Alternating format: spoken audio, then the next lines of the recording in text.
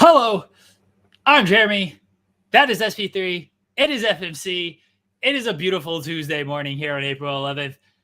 It's actually beautiful out here in Ohio for once in Ohio sweet. Like the Cavs are in the playoffs. Cleveland is feeling good. All of Ohio is feeling good. The Lakers are in the play-in SP3. The Oklahoma City Thunder are in the play-in. We got a big show for everybody, not Paul White. We have a tremendous lineup for everybody. We got Rob Wilkins joining us later on to talk Minnesota and Los Angeles. We got Professor Nick Harrison joining us later on to talk Thunder and Pelicans. SP3 and I are going to preview the playoffs. We are going to be joined by Cher Delaware to talk Love is Blind and other reality trash, I'm sure. A lot to get to. SP3, how you doing, buddy? Look at this beautiful face. He's got a haircut. He's looking fresh. He's got the playoff trim going. How you doing, buddy?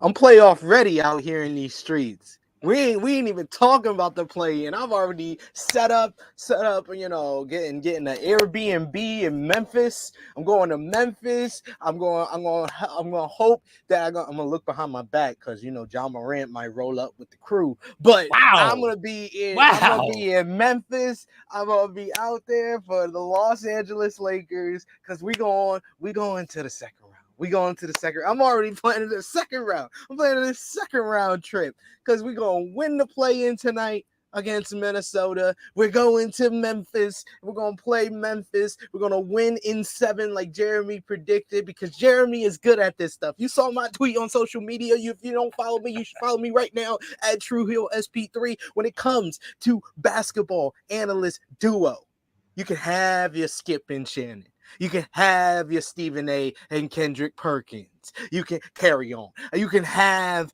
all your EJs and your Charles and your Kennys and your Shaqs. We right here in FMC.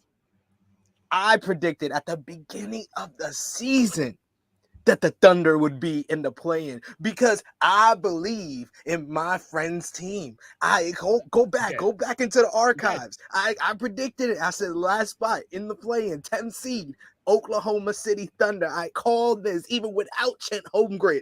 I was like, they going to the play-in at the very least. Jeremy started off the year hating on my Los Angeles Lakers, but as soon as we made the key trade, the best trade of the trade deadline, you could have your KD to the Suns. It don't matter. I don't think anybody wants to have the Kyrie to the Mavs, but yeah, we had the best trade of the trade deadline. My man Jeremy went out on a limb and he betted for my team, the Los Angeles Lakers, to make the playoffs. And we're 1 win away from him making some bread, making some dough, doing better on these bets than he does on his betting show on wrestling. He is doing the damn thing, and he's making that real money. He's not spending Jimmy Van money here. He's getting that real money because the Los Angeles Lakers is going to the playoffs. We in here. We got an all-star lineup today. Jeremy, I'm so revved up. I'm revved up, ready to go. I'm ready for the play-in. Give me a jersey. You hit me in, Darvin Ham. Come on. Could you give them serviceable minutes? What could you do? I can play some defense. I can play some defense. I play some defense. Are you going to ruin their spacing though? Like, can you knock down shots? I can knock down some mid-range. I can knock down some mid-range jumpers. Me and Austin Reeves, I'm a good passer too. I can drop the dime, get the alley-oop to LeBron, give it to AD in the post. We gonna be in there. We're gonna be in there. Can you throw an entry pass? Like nobody can throw an entry pass nowadays. Can you just throw a nice little entry pass? I can throw a nice little entry pass into AD. Plus AD got long arms. All you got to do get it to the side, get him in there. AD. Oh, man, I'm ready. AD, this is your time. This is your time to prove me right.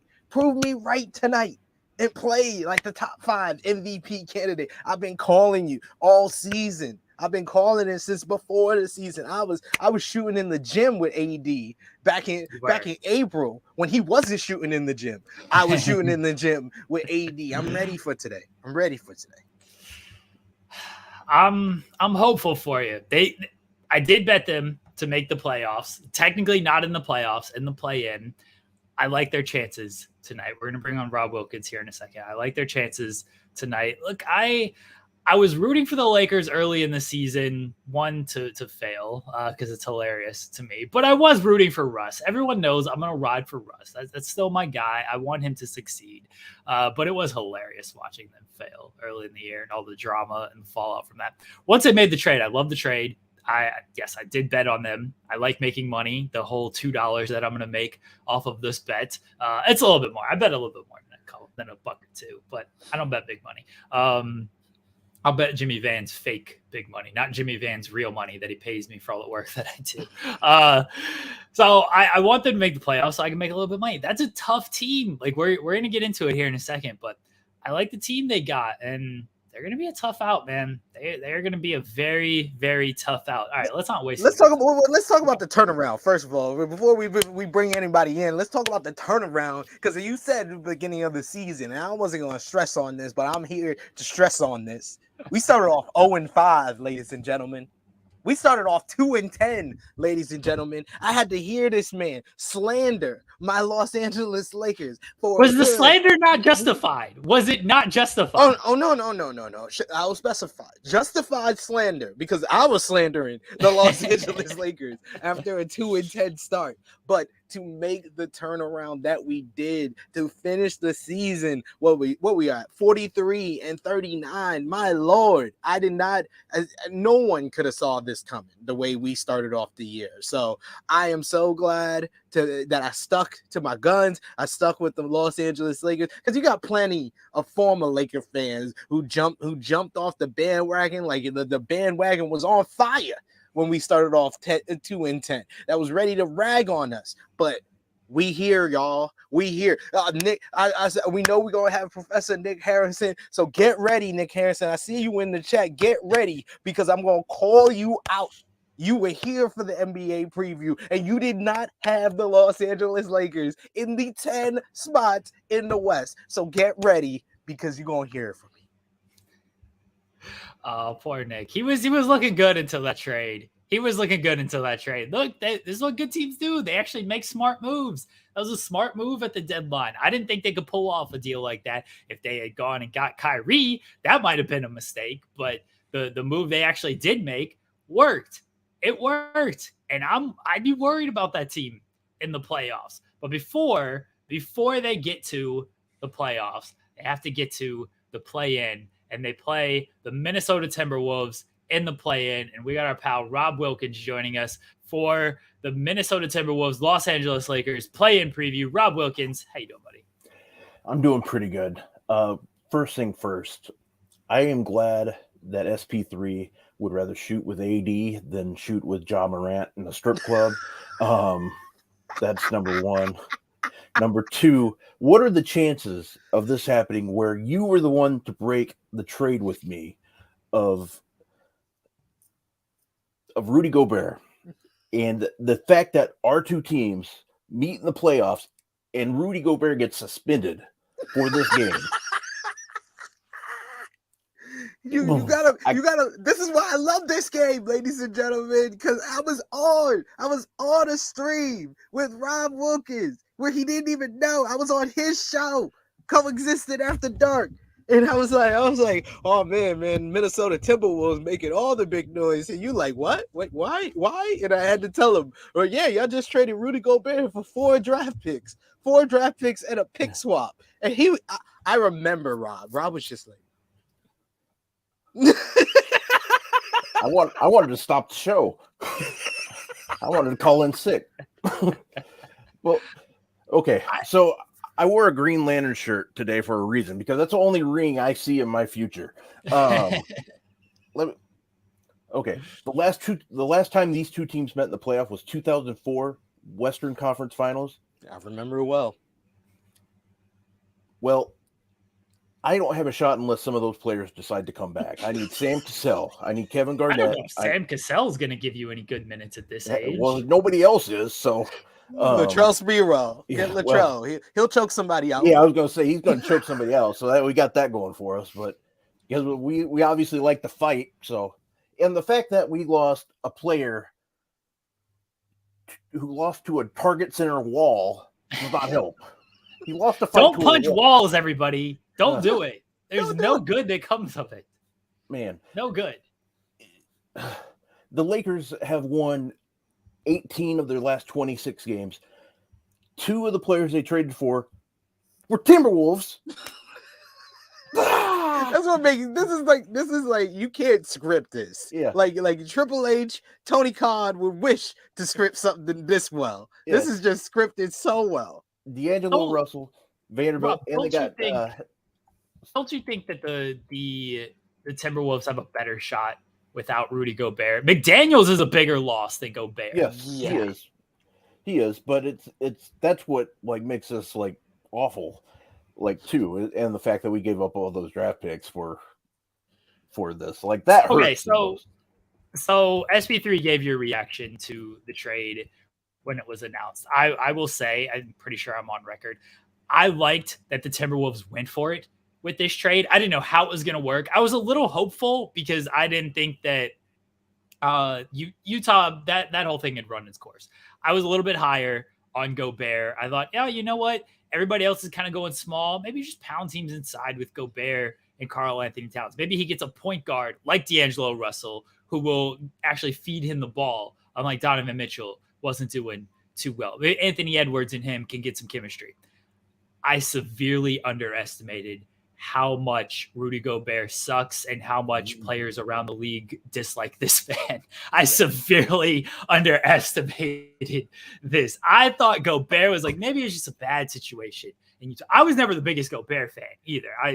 Sammer will tell you how much I called him, much like Kyle Anderson, called him a bitch in our conversations. I was never a big Rudy Gobert fan, but on the court, sometimes I think of things like too much in 2K of like, yeah, Rudy Gobert in 2K, like he's a beast in that game. Like, sure, this can work. And I forget that the human element of all this, and I'm trying to be better about remembering like the human element, but I forget the human element of all this. And I was like, it'll be fine. Like on the court, this might actually work. Gobert, the man can't catch. The man, he's regressed defensively. He just clogs up offense. Louis says Edwards is a more efficient scorer without Gobert clogging the lane. Yeah, it's true. Like he ruins offenses because he can't catch the ball. Like he's useless offensively. He might get you some offensive rebounds, couple of tip backs and things like that, but you can't punish teams who go small with him like you would want to. And that's a big issue for him. That trade now, like, ooh, Walker Kessler. Would this team do Walker Kessler for Gobert straight up? Like, I don't know if they would do that. And then they threw in 500 draft picks on top of that. Like, I don't think they do that trade straight up. I would trade for Walker Texas Ranger before, like instead of this. It's just awful, and that's why my head wanted to blow up because I just was like, I don't like this at all. Like when they announced it, because I just had the same feeling because it felt like nobody liked Rudy Gobert for a reason, and that's just, I don't know. It just didn't sound right. I'm like, it's Rudy Gobert. Like it just didn't seem. This man's a 3-time defensive player of the year. Y'all acting like he's just a straight up scrub. Come on. This is what I'm saying. Like I had hopes because of this. It's not that I don't think he's halfway decent on the basketball court. He's regressed defensively. I don't think anybody saw this regression coming defensively. Kyle Anderson allegedly yelling at him to block shots and everything. I don't think people saw. F up. Yeah, I don't think people saw that he was going to regress this much offensively or defensively. I think offensively, maybe there was like hope that, Utah was just a bad fit. No, this man just isn't good offensively. He ruins offenses. And then to give up that much. And then again, the human element, the personality just does not jive with stuff. It just does not jive with other players and everything. And so that's an issue as well. And look, I think they're better without Rudy Gobert. I'm more worried about them if I'm a Lakers fan, them not having Gobert than them having Gobert because of Anthony Edwards. He's going to have more room to operate with Gobert not being there.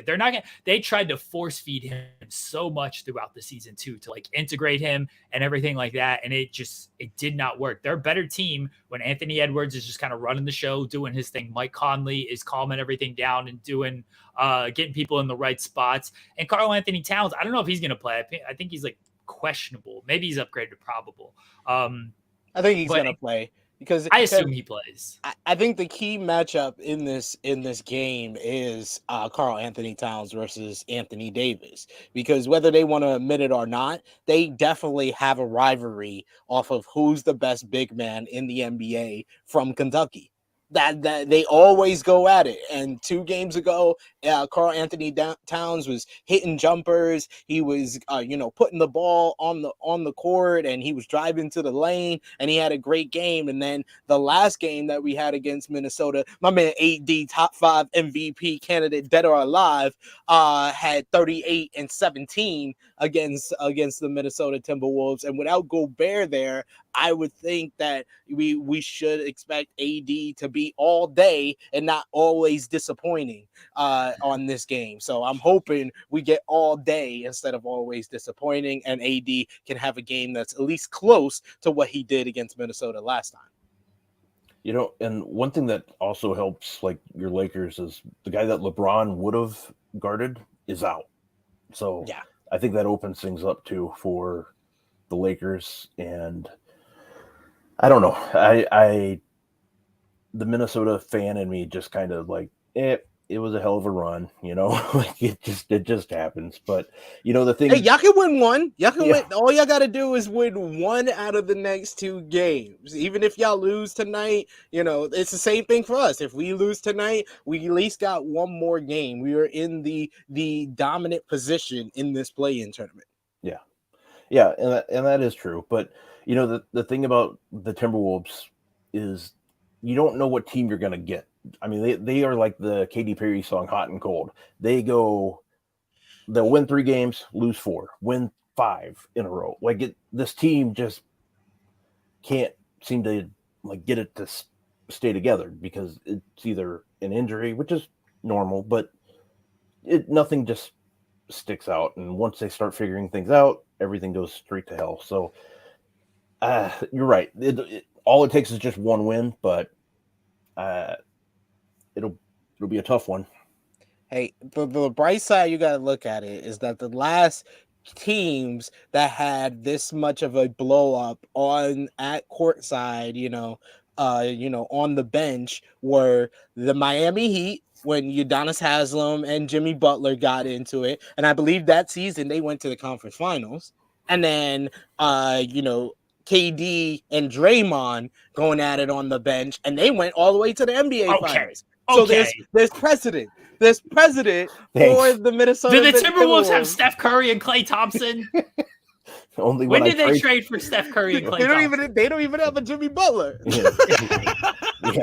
Anthony Edwards is nice. Let's be honest. Yeah. Anthony Edwards is nice. I like Karl Anthony Towns as well. Like I like the makeup of the Timberwolves. It's just I predicted they would be a top 4 seed, so I'm not an expert here. I don't know where I had them. I'd have to go back and look.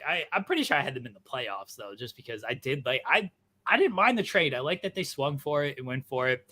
Now it is what it is on that. We're gonna bring on Nick here in a second. I just shot him the link, so he should be on. Because it is kind of funny that all 4 of our teams are going to be playing each other. I mean, they're playing each other tonight, tomorrow night, and then the loser and winner are going to have to play each other. So we're going to get more matchups out of this. It just depends on what the matchups end up being. I like the Lakers tonight. I don't know if they're going to roll. I could see them winning this kind of comfortably, though. LeBron's definitely, he's not going to want to play 2 games. You kidding me? He wants that extra day off. He's not going to want to play 2 games.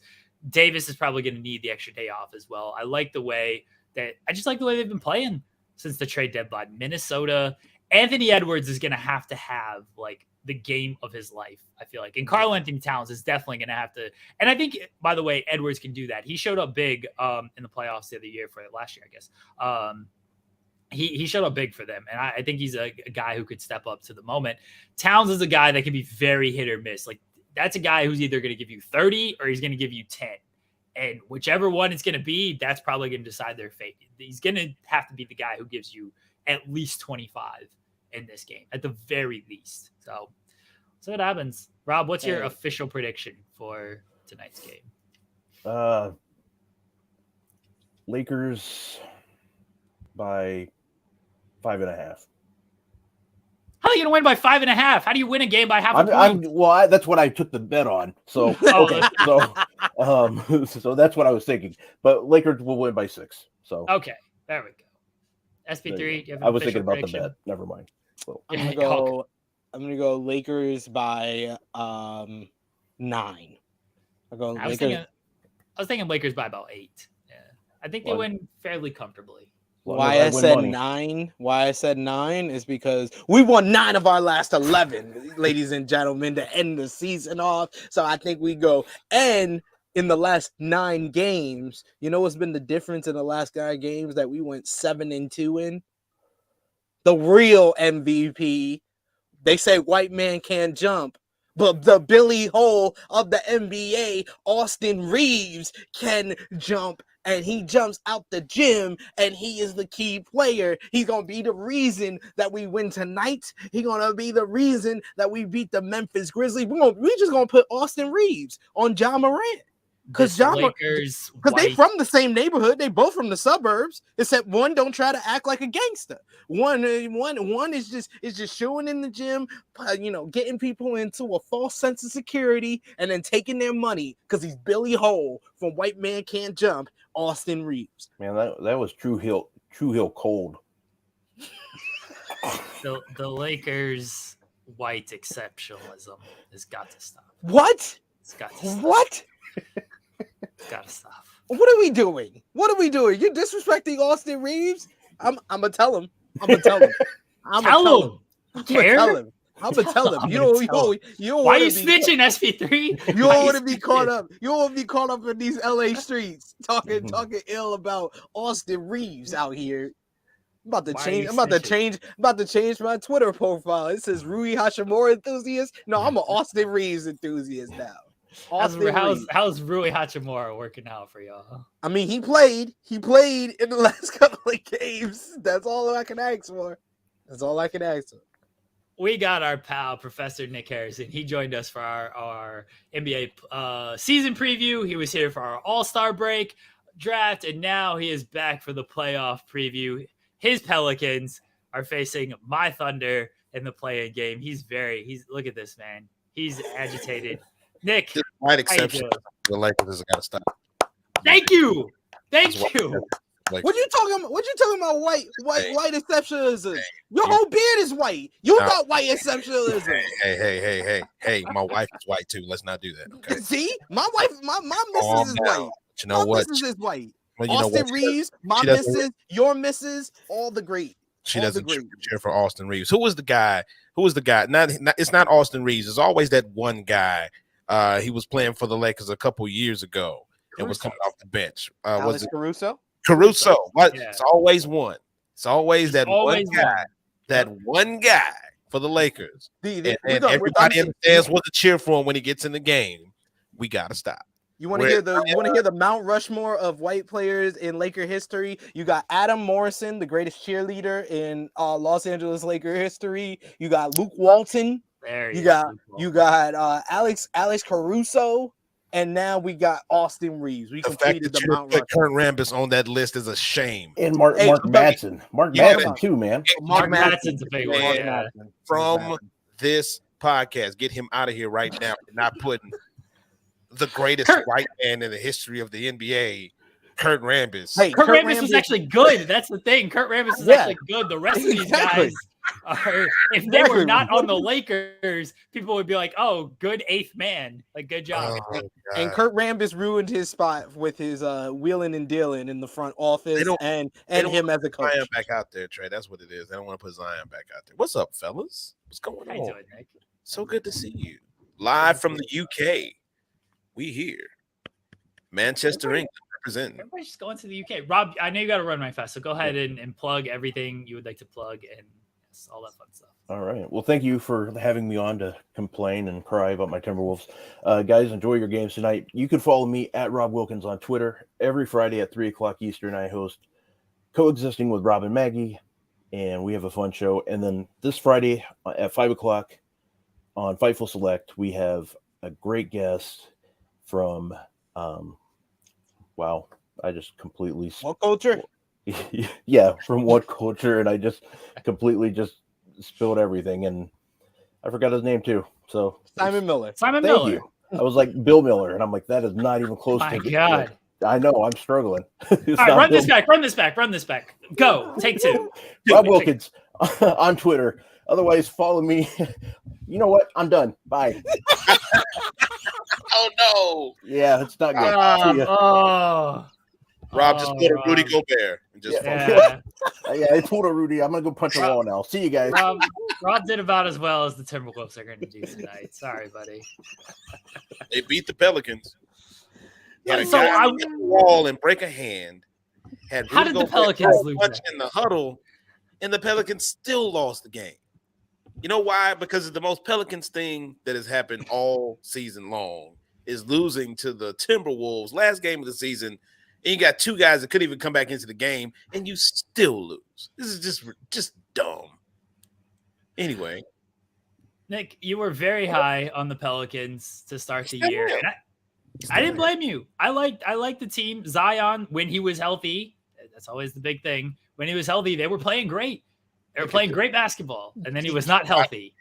He cannot wait. Go ahead. Jeremy, let's give SP3 the floor. Let him get it in real quick so we can go ahead and actually talk about this game. SP3, you do your thing, man. I'm going to hang back. Put the microphone down. I told you all. I tried to tell you all. The Pelicans. You should have believed in the Pelicans. You should have believed in Zion. You should have believed in all these players. All these players, man. There's Brandon Ingram, former Laker great. But besides that, you shouldn't have believed in anyone wearing a Pelicans jersey. I go to New Orleans for beads, for good food, and for grenades. That's all I go for. I don't go there for basketball. We don't go out there in these streets for basketball. Y'all traded your greatest player of all time to us, and we won a championship. Y'all ain't winning no championship. Y'all be lucky to win a play-in game. Oklahoma City Thunder gonna be out in these streets. Shea Gilgeous-Alexander, Josh Giddey, the white prince, the other white exceptionalist. We out here, yes. Show him the picture. I tried to tell him all. Don't believe in the Pelicans. I tried to tell him. And look at my two predictions. The Los Angeles Lakers in the 7th spot, 1 win away from being legitimate in the playoffs, and 2, the Brooklyn Nets, even without my family, made it into the playoffs. Unlike what Nick Harrison tried to tell you all. But I'll let you go. I just want to get that out. I had that on my chest. I had to say it with my chest. Is your chest feel better? You feel good? You feel like a big man? You enjoying yourself right now? Just for the record, I know I'm here to talk about Pelicans and Thunder, but real quick, the Lakers' best player, the best person on their roster right now is Commissioner Adam Silver, because if he didn't allow all these referees to allow them all these free throws and give them this opportunity to get where they are right now, they wouldn't be in the position that they are right now. They would be out of the playoffs, just like I said they were going to be at the beginning of the season. And now here they are in the play-in game. Now in the top 6, clinging to a play-in spot right now, hoping to get into the first round of play. You're not even in the first round. Not even you're technically not even in the playoffs right now. Now, I know I said the Pelicans were going to be in 3rd place, but I tell you what, who reached higher this season out of the Lakers and the Pelicans at any point during the season? At one point during this season, the Pelicans were the number 1 seed in the Western Conference. Look it up. Go find it. What was Find it? Go look at it. At one point during the season, they were the number 1 seed in the Western Conference. Did that happen for the Lakers this year? So you're Did that happen for the Lakers at any time? No. And somebody, no. You had your time. This is my time. You had your time. You asked me a question. You had your time. You asked me a question. You're not going to answer the question, though. You weren't answering the question. You were doing some whataboutism. No. You need to answer the question. Were the Lakers ever the number 1 seed during the season? Ever. At any time. You want me to answer? Yes or no? It's a yes or no. I do want you to answer. I want you to answer either yes or no. Were the Lakers at any time during the season the number 1 seed? Yes, the Pelicans had a bigger fall than the Los Angeles That is Lakers. not the answer. That is not the answer. And again, bigger fall. No. Both in the play-in right now. So I ain't trying to hear that. Y'all got what? One more win than the Pelicans this year? I'm not trying to hear that. Not trying to hear that. Jeremy, how are you, sir? A man of taste and dignity. Happy to talk to you today. Great to have you here. Let's talk about this game. Man, Thunder. What's up? I'm surprised. I'm surprised. I didn't have much expectations going into the season. I was like, Chet, especially Chet being out. I was like, probably not going to happen too much. Shea playing great. Giddy playing great. J-Dub, the one of our Jalen Williams. We got two of them. Exceptional rookie. Very excited for the future of this team. Do I think we're going to beat the Pelicans? I think we got a shot. Usually I'm very down on my teams. I'm never going to like fully believe in them and stuff. Nick, you've watched way more Pelicans than I have this season. The 3 of the 4 games were very close. They were within like 3 or 4 points against each other. There was one absurd game where like the Pelicans were just like hitting some tough contested threes down the stretch. I'm like, I can't even like say much about this. The Thunder are playing well. Pelicans are just hitting tough shots here. I'm very worried about Ingram. He's a great scorer. CJ McCollum, dating back to his Blazers days, always killed the Thunder. That's just like a Thunder killer. So I'm very worried about him.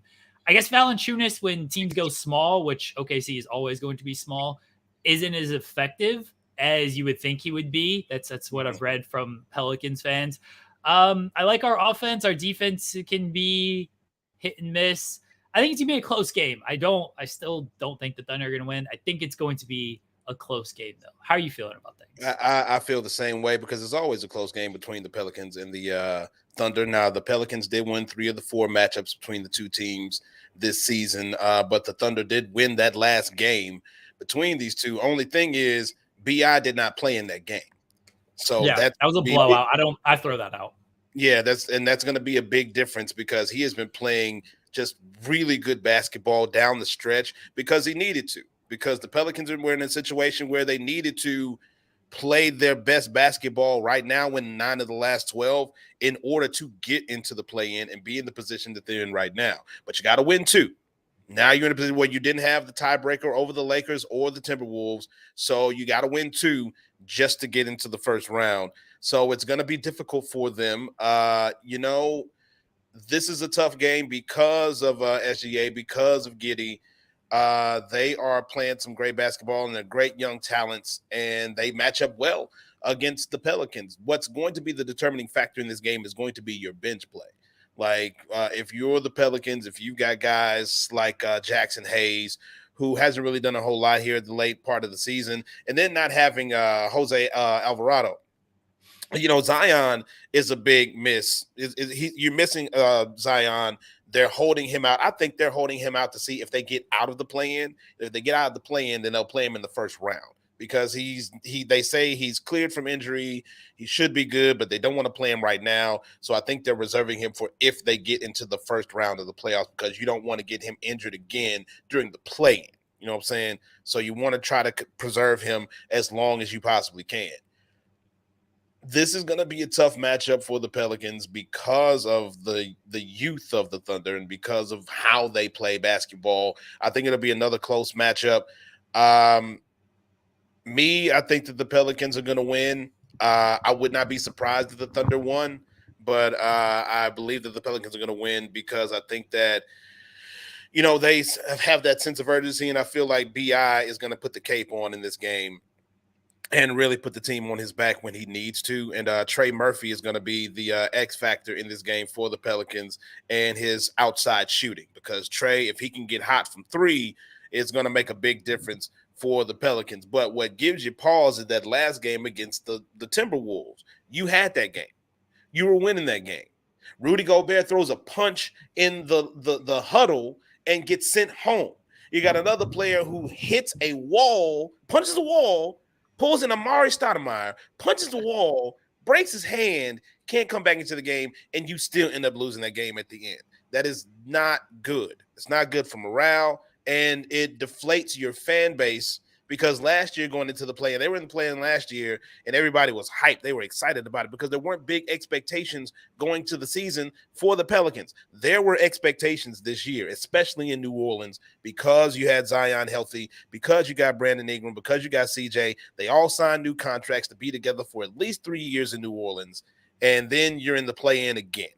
So it makes you wonder to yourself what, and you can put it on injury. You can say Zion was injured for a majority of the season again. You can say BI was injured some. You can say CJ was injured some. You can say Jose was injured. You got JV, Valanciunas, he was injured some too. So you could say it's injury. You can use that cop out all you want to, but at the end of the day, you had the opportunity. You were the number 1 seed. You were in the top 3. You were up there. You had it, and then it all fell apart. And now you had to fight just to get back into the play-in. So they have motivation. There should be a chip on their shoulder because they had this expectation. So you would think that they're going to come in with a little bit of motivation, especially being at home, and come out and try to win this game. So we shall see. But yeah, it's going to be a tough one to try to get into the first round because you got a tough Thunder team, and then you're probably going to play a tough Timberwolves team next because they're going to win their game against whatever team they got to play. I think. Well, then they would play the Lakers if the Timberwolves win. Ooh. So then we get Pelicans and that other team that the Timberwolves are playing. If the Timberwolves win, we don't talk about them. Just we're gonna have to do. You don't want to talk about us. If what we happened somehow the last time we faced each other? All right, I'm gonna throw this out there. If everyone, if we can make this work, if we somehow get a Pelicans Lakers play in for the final playoff spot, we're gonna have to do a stream beforehand, and then I won't make anybody go through a lost stream, but we're gonna have to do a show beforehand of just.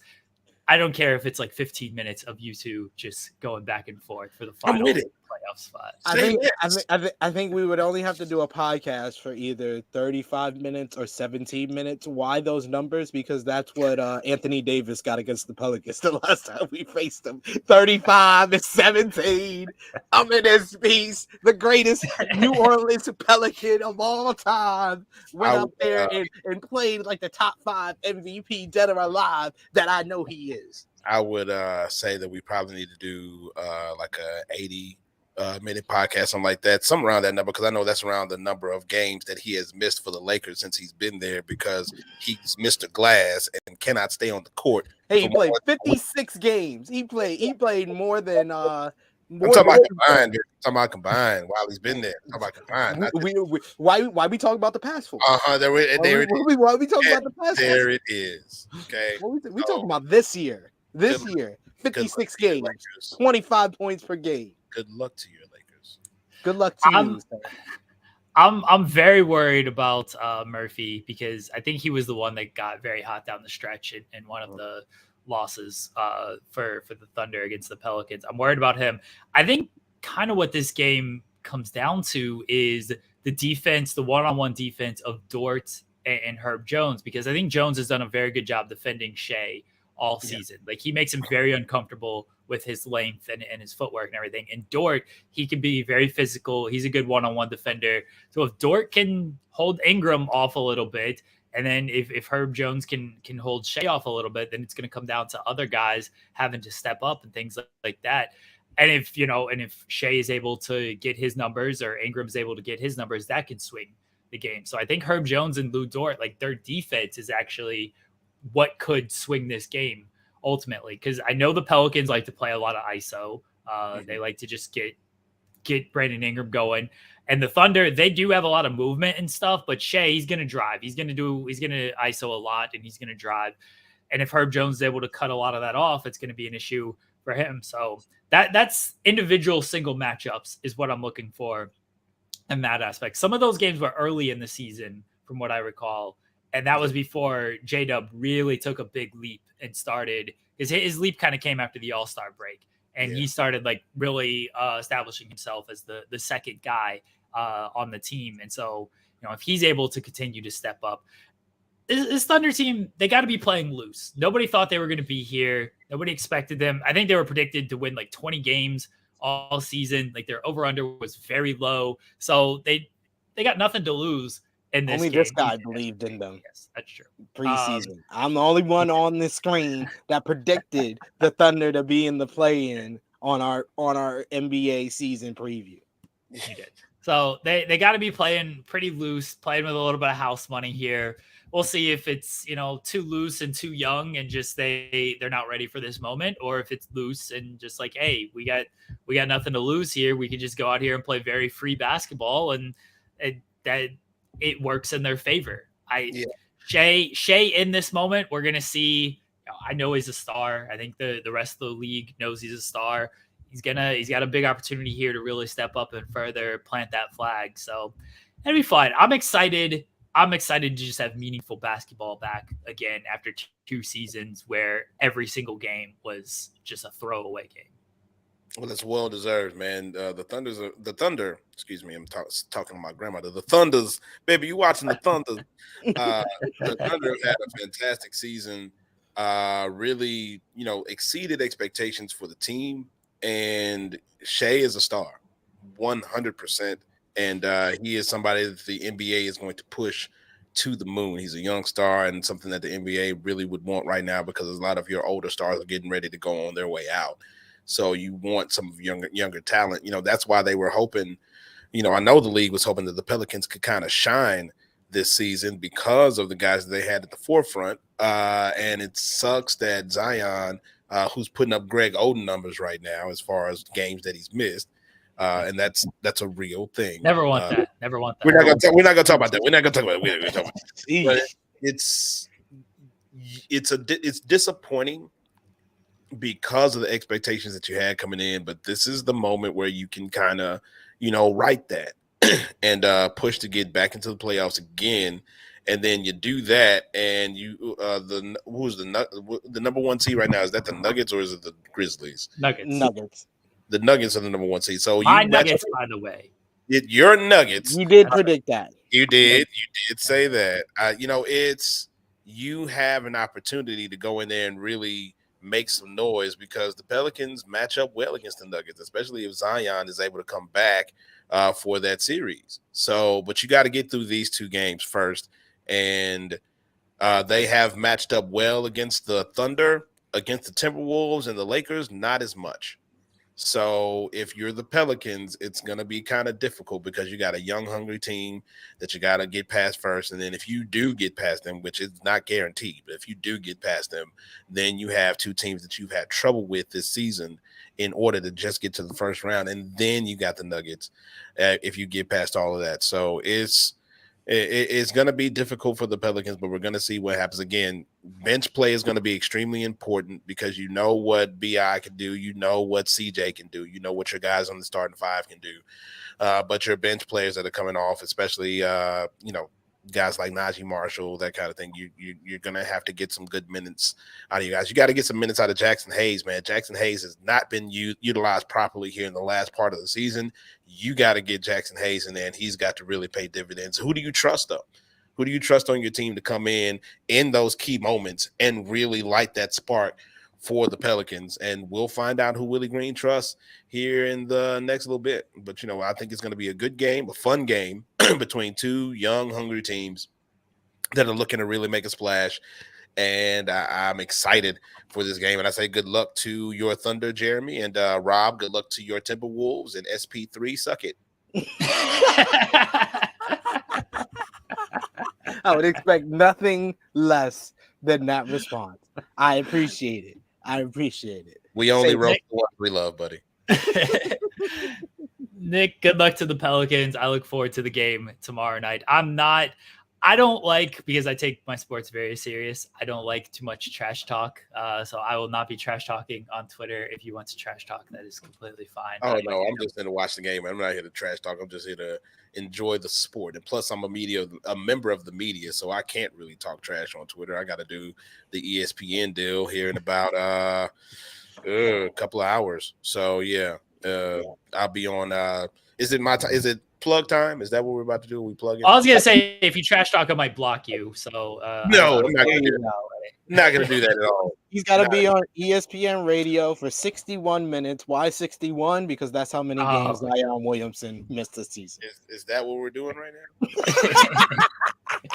First of all, I'm a producer on a 3-hour show, so that's no. Oh, shoot. That's more than 61 right at all. That would be more like the amount of games that Anthony Davis has missed in his career. We're not. I mean, Zion is climbing. Like I said, he's putting up Greg Oden numbers, but we ain't talking about that right now. We ain't talking about that. Let's not go there right now. Yeah, but I'm looking forward to the game, and like in all honesty, good luck to everybody. You know, it's the play-in, baby. So we're in it to win it. You gotta fight for your right, and that's what we're doing here in the next 2 days. So yeah, the pay window with Prophet Sloan is the podcast. That's every Thursday. Premieres every Thursday on Apple Podcasts, Spotify. A couple episodes up on YouTube.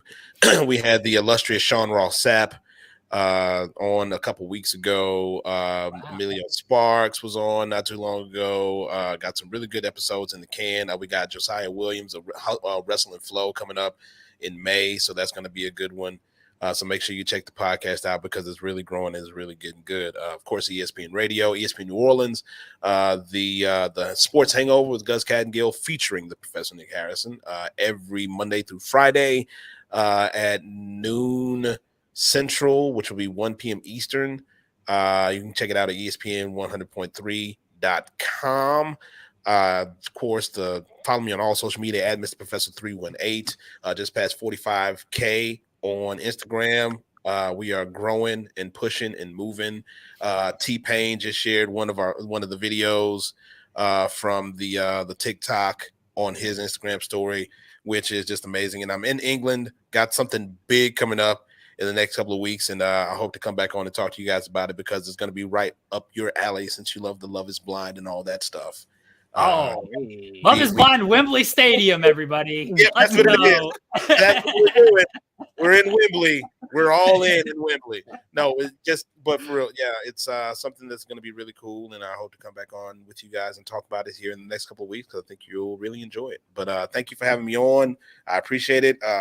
Love to come back anytime, and just let me know about this short pod that we end up doing if it ends up being Pelicans Lakers because that's going to be appointment viewing / listening, ladies and gentlemen, if you want to get in on it. Oh, by the way, my wife, she might be watching right now. She would kill me. We Rock Together merch, the official merch of the Professor Nick Harrison. If you go to the link in my bio, you can, and all of my social media, you can get yourself a shirt like this. We got tanks, we got long sleeve shirts, sweaters, hoodies, all of that. And Pick a Jam, the interactive card game that lets you be the DJ. If you go to pickajam.com or go to the link in my bio and put in the promo code Be Great, you get 10% off your purchase. So make sure you go and check that out. But his hammy and his hamburger, that's my wife. She's in the chat. What are you doing? Yeah, I told y'all white. See what I tell you, white right there. This white exceptionalism is right now. Yes. My wife is a ghost. She's as white as it gets. So she is the Alice Caruso of my life. That's very. You're supposed to be nice to the wives here. No, it's a goat. It's on the Mount Rushmore. He's on the Mount Rushmore. On the Mount Shout out to Kurt Rushmore. Rambis. You have been slighted. Mark Madsen. Get off of here. Come on. Mad Dog Madsen. Yes, we love him. Luke Walton, coach and player. He's like Wilt Chamberlain. Just right. Nick, you're welcome back anytime. We will, if we end up with the Lakers and the Pelicans in the final play-in game, we will put together a quick podcast.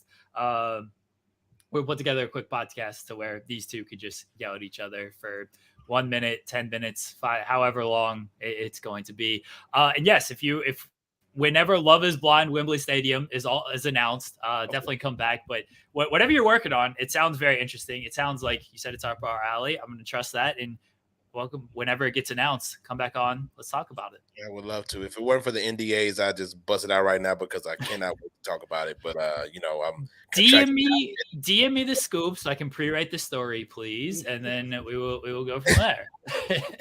All right, guys. Take care. Thank you, Nick. We appreciate it. Good luck tomorrow night. Thanks. Good luck. That is Nick Harrison, one of the greats, one of our good friends who has been with us all NBA season, talking the NBA. Well, my wife just messaged me and says, "You had a good shot at the whitest person alive who doesn't like it." My wife does not like mayo or ranch.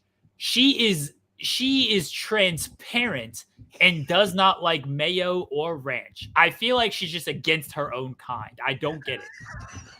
I don't understand it at all. I like both.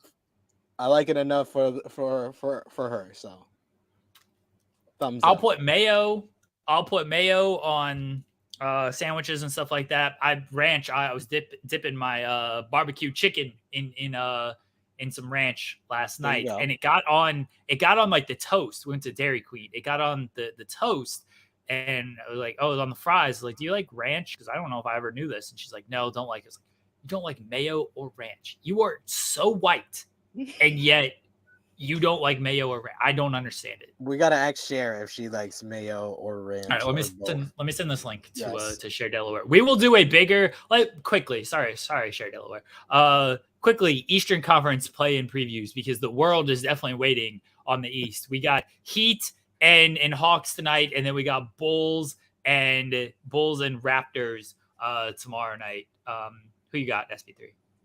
I'm going with the Heat against the Hawks, even though I know if I'm the Boston Celtics, I'm rooting for the Atlanta Hawks because that's an easy matchup. The Miami Heat matchup is a matchup that has gave them fits in previous playoffs. So I don't think they want to see the Miami Heat in the first round, but I think they are going to beat the Hawks. And then Bulls and Raptors, I can't root for Phil Lindsay's team, so I'm going with the Toronto Raptors. Toronto Raptors to win that one, and then Raptors versus Hawks.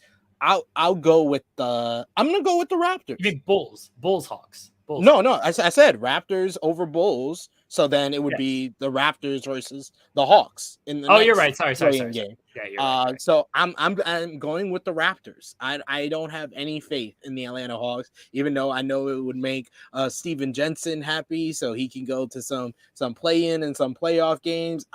I've been high on the Raptors since the beginning of the season, so I'm gonna stick by them because it's worked out for me with everybody else. I'm with you on the Heat over the Hawks. The Hawks just don't do well against the Heat. They know how to defend Trae Young. Trae always seems to have bad games against Miami. The vibes around the Hawks just aren't even good. Quinn Snyder hasn't been there long enough to really put his footprint on that team. I think it's going to take the offseason for that to really work. So I don't like the Hawks at this one at all. I definitely like the Heat to beat the Hawks. I'm with you on Raptors over Bulls. I mean, DeMar DeRozan, that's going to be a fun game. Like DeRozan against the Raptors, everything. That's going to be a fun game. But DeRozan, not great in the playoffs. I don't trust him in these moments. His history does not speak too well on this one. I like the Raptors on that one. And then, Raptors, Hawks. I'm with you. I like the Raptors a little bit more. I don't trust the Hawks, man. That team is that's a weird team. It's very doubt. Louis says doubt Pat Bev at your own peril. That's fine. I will doubt Patrick Bev. Too small. He gonna do that and then lose in the fourth quarter. Pat Bev's gonna be on ESPN in a couple days. Talking about how he was injured with foot injury and that's why they lost. And how he wanted to leave the Lakers, even though he was talking about teaming up with D'Angelo Russell. Just the day before. Man, Pat Bev, man, I ain't listening to that, man. I don't want to see him celebrate. I don't need more memes. I got enough memes from last year when he won in the play-in and celebrated like it was the NBA championship. But yeah, I think it's going to be Raptors and the Heat.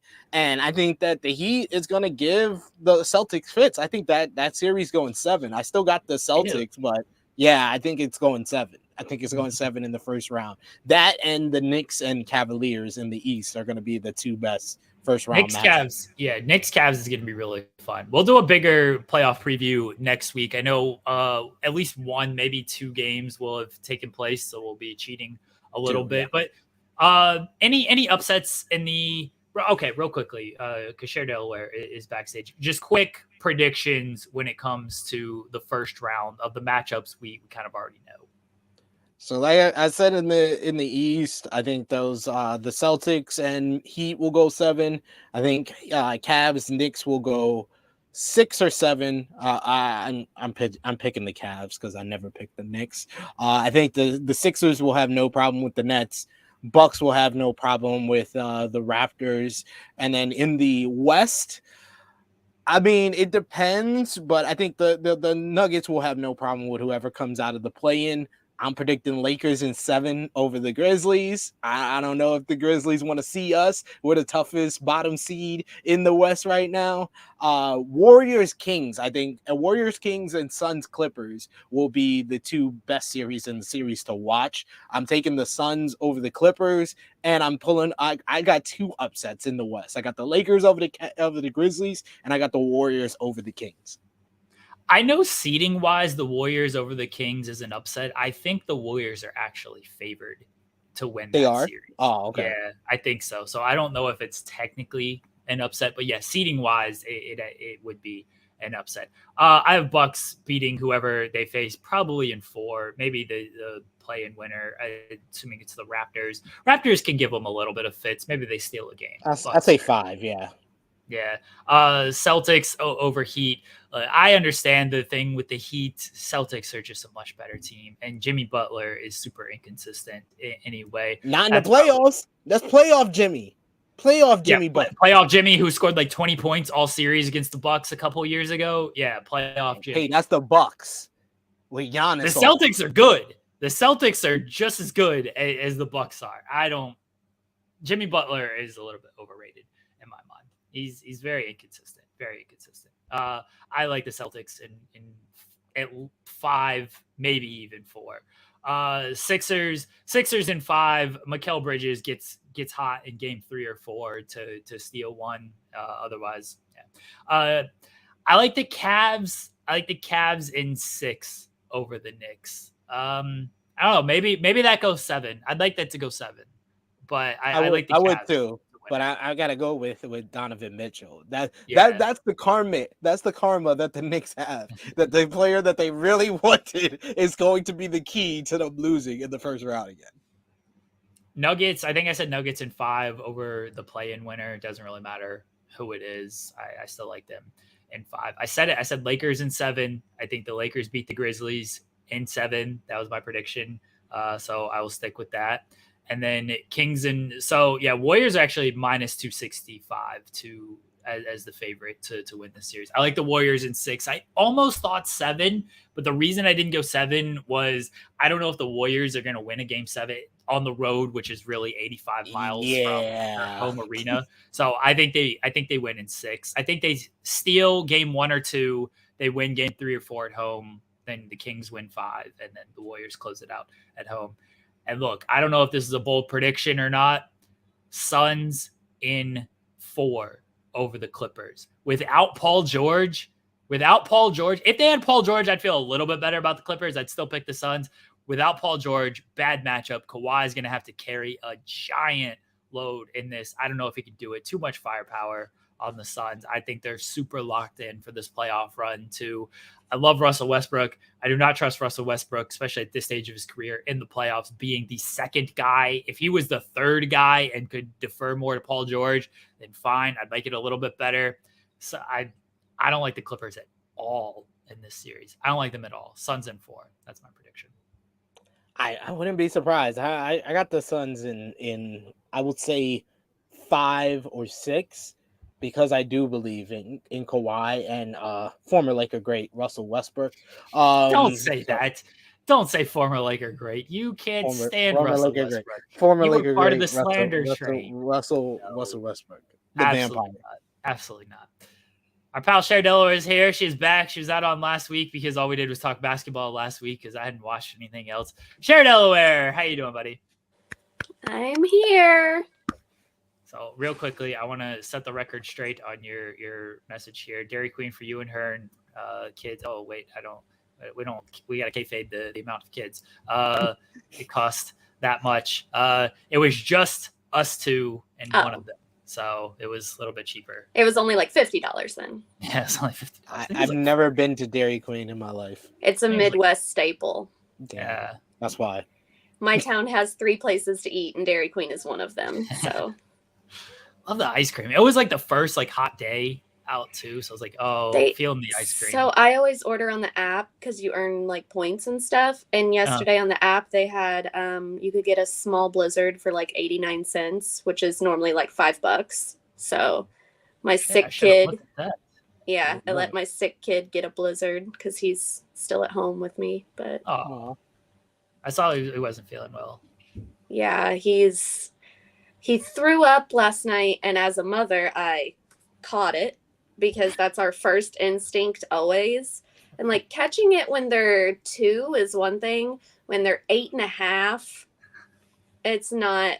I was like gagging, trying to go wash my hands. One of the kids threw up on the wife the other week. Just was holding them and then just threw up on her. And then the cat threw up on the couch last night. So and on the floor. So we've been dealing with a lot of vomit. We've been all dealing with throw up because my daughter throws up every time she starts crying and starts coughing. Oh gosh, she has the worst gag reflex ever. That my oldest used to be that. He did outgrow it, so that is hopeful for you because he used to do that too. Like he would cry so hard until he started coughing and would throw up, and I'm like, no, what was the point in that?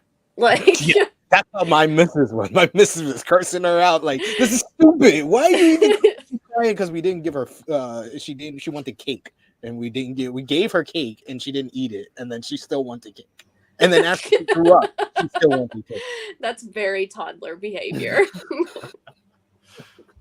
The wife just texted and said, I'd rather be vomited on than have to clean the couch. Yeah, when the kid vomited on her, she's like, whatever, I'm good. I can jump in the shower, wash the clothes. Oh, that's fine. Cleaning the couch is a pain. And then last night we're sitting down about to enjoy our ice cream, and then there was vomit in the laundry basket. And you're like, oh, what's happening here? And then we look up, and then it's on the couch, and it's like, oh, that's what's happening there. Yeah, and when my oldest threw up, he threw up on himself, on me, and on the couch.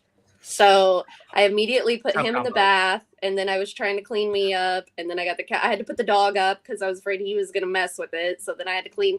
My other kid literally didn't even know it happened.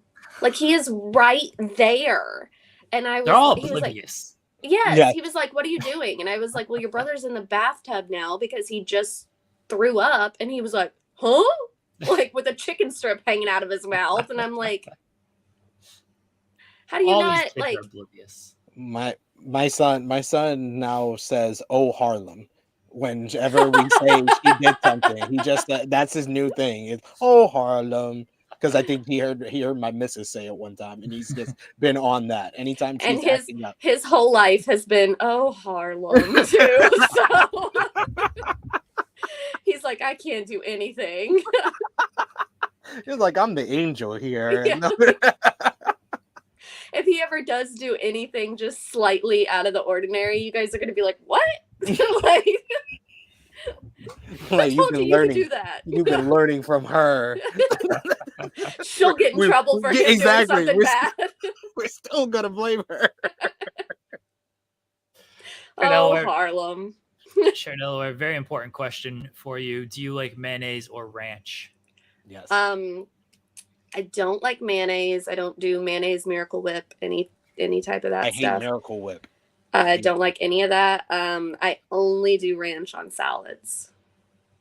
All right, at least you still like ranch. I'll douse a salad in ranch dressing. Just douse it. Speaking of Dairy Queen, I love to get the crispy chicken salads from Dairy Queen, and their ranch is very good. Yeah. My parents would always be like, do you want some salad with your ranch dressing? Because the whole thing ranch ranch dressing. It was just ranch dressing. Yeah, I'm not like a condiment person though. Like I don't like ketchup or mustard. I hate barbecue. Like, yeah, just not really my thing. I'll have barbecue on like chicken and pork and things. I don't like barbecue on anything. I love barbecue. And I live in the Midwest, so that's a problem. Yeah. Because everywhere is like, we have chicken, but we have to slather 8 pounds of barbecue on it. And I'm like, sounds like my perfect place. Yeah, that's good right there. I used to live at BBQs here. And that's a staple here in New York. I won't get like regular chicken. Like we'll order like pizza. Or again, went to Dairy Queen yesterday, and they got chicken strips. Or if we get pizza and stuff, I'll get like some chicken wings or chicken strips. Like, no, let me get the barbecue ones. Like, I don't want the regular ones. Put some barbecue. If I get chicken strips from Dairy Queen, I get the buffalo sauce. I want it hot. I like hot. I don't like. Fair. See, I can't. Also, I still don't have feeling in my face, and I'm watching myself, and I can see how weird I look when I talk because I can't feel my face. It has been like a Weekend song. Yeah. Yes. I sing that all the time. I sing it all the time to the kids now. It's been a month since I had this surgery, and I still don't have any. Has it really been that long? Jesus, I didn't even know it's been that long. It was March 8th, and I still don't have feeling. So wow. No, it feels like it to me. Oh. So I feel like it was like, I guess it was before Mania, and Mania was like 2 weeks ago now at this point, which damn, time goes by so fast. Actually, that's not a wrestling story, but just a wrestling person. Nyla came up to me and was like, your face looks so much better, you were so swollen, and she's like going on, and you know how Nyla is, she has so much energy, and she's talking, and then she goes, I sound like a stalker because I know all this information. Great. I was like, no, it's okay.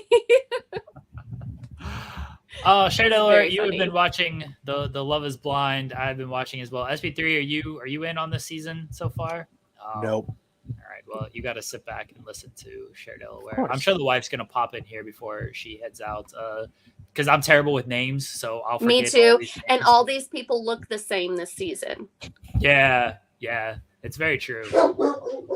Paul, I think, is one guy, and Zach. No, Irina was. Irina is a bitch. She sucks. And then that one woman that was really pretty, and I was rooting Jackie.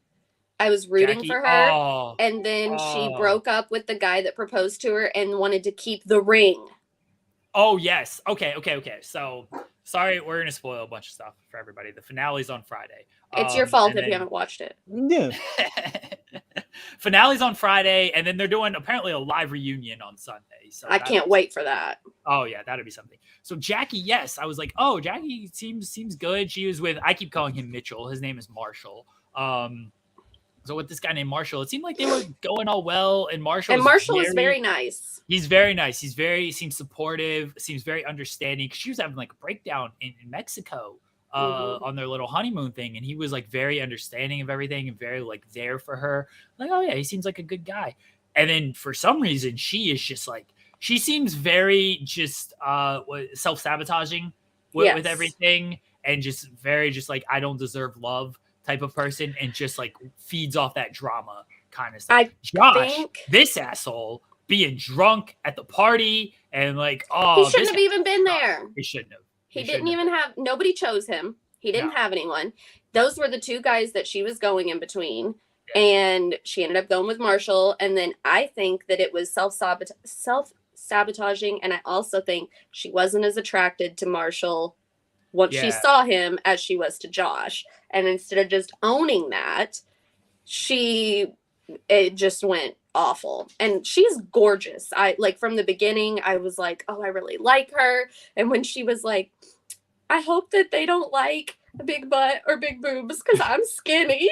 Like, she's like going on and on. Like, and I thought she was so pretty, and she ruined it. Here, I'm going to show you what she looks like. So they do the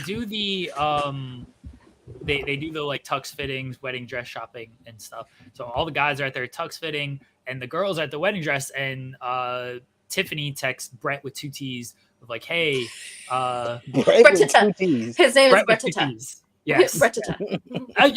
The bit is like if you have like that extra letter for like no reason, it's like you're a little sketchy. Like Ken. That's my kid. Kens. Yeah, That's my kid. Camden and like what are we doing here? So I always call him Brett with 2 T's.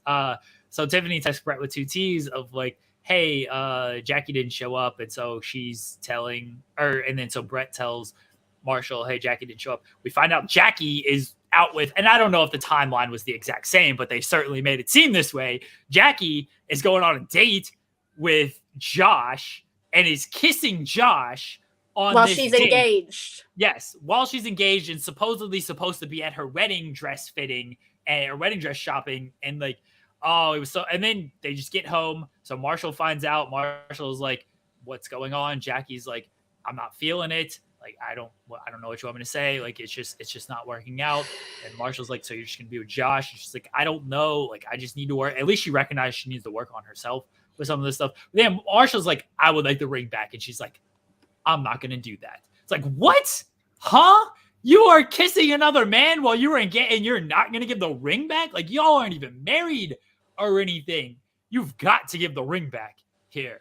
And Marshall is like, you know what? Fine, keep it. Every time you look at that ring, I hope you realize what you were missing out on. And oh man, I felt so bad for Marshall. He seems like a very good guy. He did make the mistake of calling her a project. That was bad wording on his part. Do not call a woman a project.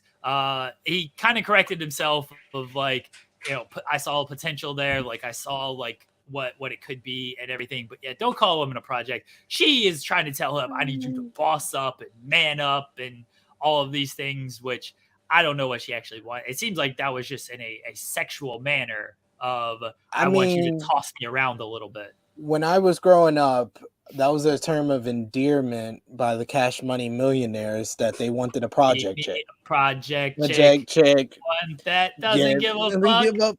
I got you. I know. She took that stick. I know this. I know what's going on here. Funny. So, for those that don't know, Bartiz from season 3 has just had a child. And he said that he went from on-screen zaddy to daddy. And some chick from another Netflix show said, "Who keeps lying to this man?" in his replies. So I found that quite funny. There's just a lot of blonde chicks that look the same this season. And I'm like struggling to tell who is who. And they all have terrible personalities. So that's not helpful. And then the Irina chick is like the worst. She's like 25. Okay. So she goes in there and she's basically calling this other chick old because she's like 32. Like, and she's just really immature. She forgot these 2 girls are fighting over this one guy who is not really a prize anyway, but like they're fighting over him. Yeah, they're fighting over him. Irina forgets that it's his birthday. The other one's making him cupcakes and all this stuff. She wants to take one of the cupcakes and give it to him and then gets mad because the other girl says no. Like, what? And then she goes in there and she's just talking so much shit about that girl. It was really uncomfortable. I was watching it last night and I was like, her and Micah laughing at the one girl after she had got Amber after Paul had picked Micah. Just laughing at her. Like, Irina, complete bitch. So here's she just makes fun of everybody. Anytime someone's upset or emotional, she's making fun of them. Yeah. So she forgets Zach's birthday and then just flat out admits it of like, I forgot your birthday. She goes on this whole big spiel about how she hopes she can make all of his future birthdays so important for him, and she just didn't have time. And then she's like, "Well, actually, I just completely forgot it was your birthday." Yeah. And then she spoils. She's like, "Oh, by the way, Bliss made you cupcakes and stuff." Like, just completely spoils that. She's the absolute worst. She's the worst. But Zach, this dumbass, for some reason, still picks her over Bliss. Could not believe this. And I think his sticking point was Bliss was like correctly, and I didn't think this was a good point for her to make, but it was still correct. She was like, if you pick Irina, that's going to show me that, like, your character. Like, that's going to tell me who you are. Probably don't say that, but she was still correct. And like, yeah, if you pick this person, it kind of shows you're a bad judge of character because this person sucks. And so that like clearly stuck with Zach of like, oh, I don't like that. Like, why? That seems like a mean thing to say. What was it? He told Irina that she was vicious. Yeah. He called her vicious, and she was like, well, that's a little rude. Yeah. Still picks her. They go to Mexico. It's clearly not working out. It's clearly, hello, love. Oh. Yeah. The wife agrees that Irina's a bitch. Yes. It's clearly not working out in Mexico between them. It's the passive aggressiveness is something else. Irina sees Paul, who is Micah's man. Micah's her best friend, and is like, I want that guy. Is just willing to move in on her best friend's man, and is like touching his leg and everything, and is just trying to go for it. And then Micah has to confront her. Now she's left with nobody. So because they break up in Mexico, Zach and Irina break up in Mexico. They get back to Seattle, where the show is based out of, or where most of these people are based out of. And then Zach just goes on a date with Bliss. And it's just, hey, I know I didn't pick you in the pods, but now I would like to pick you. And I'm convinced, absolutely convinced, that Netflix was like, hey, listen, if you do this proposal thing here, we'll give you the whole wedding. We'll give you all the things you would have gotten in the pods. Like, but you got to do it. You got to get married in the 2 weeks. You got to get married in the timeline here. And Zach is like, okay, I'll propose. What's the worst that could happen? Like, I've already broken up with one girl. She's just going to say no. And I'm just going to be whatever. Who cares at this point? And Bliss says yes. So now we've got an extra wedding out of this that it didn't look like we were going to get after after Irina and Zach had broken up. Well, we still didn't get one because Marshall and Jackie ended up breaking up. So a whirlwind season for old Zach. And it's Bliss's father hates everybody. He's a character. I love him. I like that Bliss like clearly is just like accepted it. It doesn't give a fuck. Yeah, she straight told him like, no one is ever going to be good enough for me in my dad's eyes. So just deal with it. Yeah. She does not care. And Zach, I understand the thing of like, it's tough when the potential stepfather does not like you like that. Like, I totally get that. I like that Bliss is not even like trying to be like, no, need to get his approval. Like he needs to see how happy I am and everything. She's like, no, he's clearly just going to be an asshole about things. Like, I'm going to be a little bit of an asshole back and we'll just move on with our lives. The mom, very accepting. Like the mom and the sister is very accepting of everything. But yeah, the dad doesn't. He wants none of the shit. We don't know if anybody has worked out yet. They left on a cliffhanger with Kwame and Chelsea. Their biggest hang up is Kwame's mom is not accepting of this. She wants nothing to do with it. But the sister and the dad are accepting of all of it. And Chelsea's a little blonde white girl. Yes.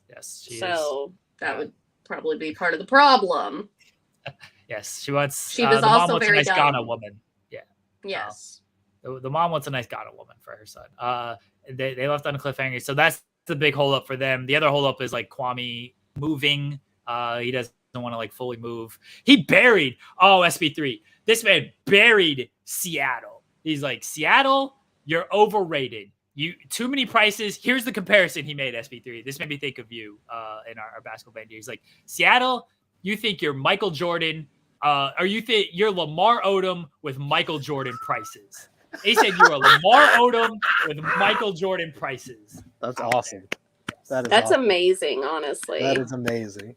That is amazing. Saying you're a crackhead with with the GOAT prices. Thinking you were Michael Jordan. Yeah, that's basically what he's saying. So he buried Seattle. Wants nothing to do with Seattle. We got Brett with 2 T's and Tiffany. I think they work out. What's your prediction on this stuff, Cher, since the finale's on Friday? What do you think of Kwame and Chelsea? I think that they'll work out because he, from the beginning, was like, I don't know what it is about this girl. I'm just really, really attracted to her and everything. And the other guys were like, Chelsea? Like that girl. I think that they'll work out. Was Bretita were they the first ones to get engaged? I think so. Yeah. The one. Yeah, I think it was them. I think that they'll be good. The rest of them, I think, are going to be a freaking dumpster fire. I think Brett and Tooties and Tiffany, I think they both say yes. I think Kwame and Chelsea both say yes. I don't know if they're going to work long term, though. I think Micah and Paul, I think one of them says no. I'm not sure which one, but I think one of them says no. I think Bliss and Zach, I feel like they're both going to say yes, but I don't think they're going to work. Yeah. I was actually very sad. I don't think is really the word. Disappointed, I guess. I sent you guys the thing the other day about the ones from season 2, I think it was, that got a divorce already. The little short girl, I can't think of what her name was. Who got a divorce? From Love is Blind. The one that wouldn't quit going out and partying. And she was like, "You're like 40. Could you chill?" Who is it, baby? The wife just says a lot of them got divorced. Well, yeah, but I sent them an article the other day. You didn't send it to me. Yeah, I may have just sent it to SP3. Did you? Because sometimes we just have conversations where we don't include you. Sorry. Wow. I'm not a part of the group. I'm never You part just of the don't. group chat. You don't respond in the group chat. So That's very true. That's very true. We just have separate conversations. Look, I don't Jarrett and Ayana. Jarrett and Ayana. Okay, all right. Yes, because he wouldn't quit going out and like staying out till like 4 a.m. and partying, and so they got a divorce last summer. They were not even married a year, and I knew it wasn't going to work because he was not changing. Like it was obvious. Yeah. So who has actually worked? It's just the two from season 1, right? Danielle and Nick got a divorce. Also from season 2. Amber and Barnett have worked. They're still together. Yes. As far as I know. And then Danielle. the interracial couple from season 1. I was 1. gonna say the black woman with the white guy. Yeah. Danielle. Yeah. Cameron and Lauren. Yes. Danielle and Nick were the weirdo couple that he sweated a ton, and she made him dress up in costumes. They got a divorce. Well, you make me sweat a ton, so yeah, that's a good reason. I would put that in the paperwork. You made me sweat. So Amber and Barnett have been together for almost 5 years. Good for them. Lauren and Cameron have been together for almost 5 years. Let's see who we got now. See that, Damian Powers? What's up? Alexa and Brennan are still together. Colleen and Matt are still together. All the rest from last season split up. Wow. This show is not batting very well. It is not. Well, they're not doing great. All of the they just. That's what happens when you put people for 10 days to meet each other. Yeah. That could be it. I was reading a thing that they were talking about how, like, their beds, it's basically like sleeping in a dorm. Like, they're just all on top of each other and they don't really have any, like, personal space and sleeping conditions or anything. And I was like, you know what I would do? I would go in that pod and I would sleep on that freaking couch every night. Looks comfortable. I got space to myself. I mean, it's comfortable enough that girl fell asleep when he was pouring his heart out to her in the middle of the date. So he was literally like telling this girl he loved her and she falls asleep. That was Marshall and Jackie, wasn't it?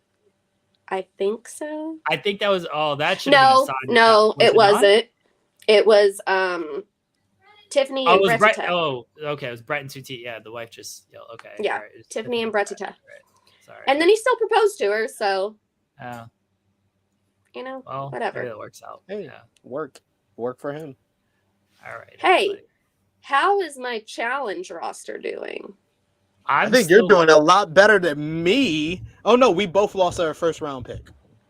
I'm okay. I'm still a couple episodes behind. That's your fault. Sorry that I'm working out here in these streets. Hey, I work too. I still find time for the challenge. I'm working right now. No time. The challenge and power is what the things I keep up with. I ran into Mark Long about 800 times while I was in LA. He was staying at my Why hotel. isn't he on our show? And yeah, no, you didn't ask him to be on our show. I talked to him about it, and he told me to get with him. I told him that I had shared the article about his fight with Matt Cardona, and he was like, "Oh, I read that." And then I kept running into, God, there was a bunch of them. They all went to Mania. Scott that does the podcast, like there was a bunch of them all there together. Swaggy and Bailey were at Mania. I saw Swaggy a few times. He got on camera. They're still using highlights of his reactions in the crowd. Yes, they were at Mania. I saw them. Yeah, I saw all kinds of people. We kept laughing at Mark because I think he thought people would recognize him, and so he's walking around the hotel bar and nobody's paying any attention to him at all. And so like all the wrestlers are just ignoring him, and I'm like, this is very funny, to be honest. Like, well, tell Mark Long we will recognize him. We'll get it. We need him on the show. You know him. He's talking to you. He read the article that I wrote, but nobody reads the byline anyway, so he probably just he probably thought it was me that wrote it. He might have thought it was you. I should have just put your name in the byline. Sean just gets all the credit for all this stuff anyway. So yeah, tell Mark, come on the show. We'll talk wrestling. We'll talk challenge, all that fun stuff. I'm checking I sent the DM last week to Charlene. And I missed this. Oh, yes. We sent the DM to Charlene. That's terrifying. Still ain't answer. No, she did not answer, unfortunately. The kid, Joey, he's not answered any of this. Sadly. Mark Long, we need to get Paulie and Cara back on here. We're famous in the Paulie and Cara circles. I know, we are. I don't know if that's good. Interviews still getting used during man, that last part of the documentary I saw I sent y'all did a whole timeline about their whole relationship, and I was just like, where was I? I was like, oh my god. My god, this is a train wreck. Yes, it was. It definitely was. I'm glad they're in a better place now, but damn, that gross. Did not start Everybody off needs. I mean, nobody thought that they were going to stay together this long. So clearly, they're doing it. Yeah, good for them. Everybody thought they were going to be done so very quickly. Right, we will update the challenge stuff next week. I promise. I'll spend my day just watching the challenge. Okay, I'm sorry. Said this last week. I know, but then, basketball was on and hockey was on and Love is Blind was on. Did you watch South Park? No. Dude, I'm so far. I'm just so far behind. Look, the weekend that I would have done stuff, everything happened with my dad, so I didn't have time that week. And then Mania week immediately happened. I have no time during Mania week. And then this past week, I'm still just trying to catch up on life. All right? Time for television stuff. Hey, 1K views on our Mania review. Good stuff. Thank you. Mania week was 4 months long. It felt like it. Yeah. It felt like it did. And I was there, and it felt like it. It really Did you punch Alex McCarthy? Did you see Alex McCarthy? I did not. So Alex McCarthy pissed me off. Yeah. Why? He's staying at the same hotel as me. And I'm like, Alex, where are you at? Oh, I'm out looking at things. Is that a British accent? No.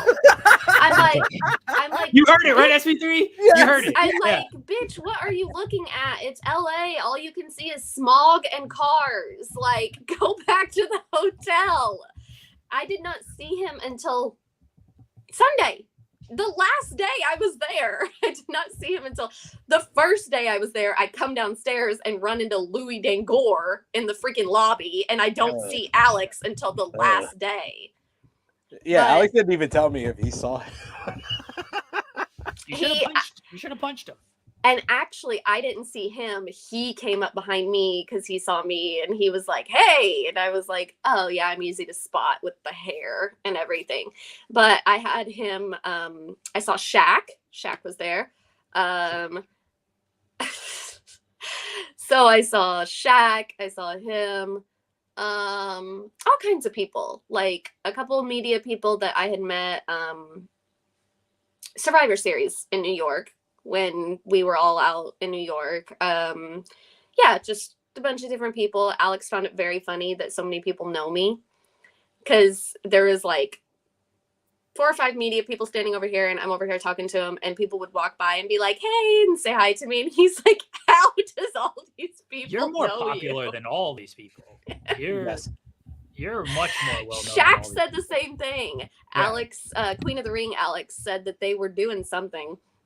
And Shaq was like, I have to know how Cher knows all these people because he came down to the bar and I was talking to Adam Pearce, Shane Helms, Abyss, and Baron Corbin. And he's like, what's going on? Like, he was so confused. I said, I don't know. I'm just nice. I don't. And everyone tries to buy me drinks and I'm like, I don't drink. And so then they're like, okay. Oh, I got to teach Abyss what an areola was. Wow. I wish I was kidding. Oh my gosh. He did not know what it was. See, next time I apply for WWE credentials, I'm going to say I work for Cher Delaware and Associates. Got a YouTube channel now, Cher Delaware. Like, just say you're part of Cher Delaware's YouTube channel. See, well, and that's what was funny was I was not media. I mean, I had a friends and family wristband and everything, and so a person that will not be named because he doesn't deserve to have a name keeps tagging WWE PR trying to get me banned. And I'm like, well, first off, it's going to be very funny when you say it's Cher Delaware because they're going to be like, huh? And second off, I was not there as I had a friends and family pass, so I could go into the freaking rehearsals or anywhere else that I wanted to go. And he was trying to use this kid to get backstage. So he literally told them, you have to let me backstage. I have my kid. And they were like, no, like that's not happening. But yeah, so Abyss didn't know what an areola was. And I was trying to stay out of that conversation, and Adam and Shane kept dragging me back into it. And they're like, you have to teach him what an areola is. And I'm like, this man is 57 years old. I don't want to teach him what an areola is. So finally, I explained it to him. Well, before I explained it to him, he said, I have areolas. I am devastated by this news. So after I explained it to him, then he was like, oh, that's what it is. So now I keep getting messages from Shane Helms every day that say, I am devastated by this news. And he kept calling him the Ayatollah of areolas. So it was a time. I mean, LA was a time. But being at the bar with a bunch of drunk wrestlers when you don't drink is very funny. Because Liv was buying like shots for everybody, but she didn't even know. She was just telling them to put different alcohol together. And then everybody was like, these taste like ass every time she was giving them to them. But it was fun. Mania was all right. I left before the main event, or I left before the main event was over Sunday because I knew who was winning. And I went and got my Uber and left. Good job. I know, I was very proud of myself. Well, we're glad you survived Mania Week. My first and probably only ever. I don't think I can do it again. I mean, this is still a ways away, and we always have these plans until these plans don't fall through. Philly's not too far to where. Come through. Are you going next year, SP3? I'll go even if I don't get credential, I'll go to the stuff around it because it's like 3-hour bus ride for me. Right. And plus, I got a couple of friends. I can just be like, hey, kick your kid out that room. Let me get that room for a few days. So. Well, you can just apply under me. I'm so serious. You think I'm joking, but I'm so serious. I am SP Delaware. Oh, I hope you guys break up at Mania Week. That's all I can say. Damn. I broke up with so many people Mania Week.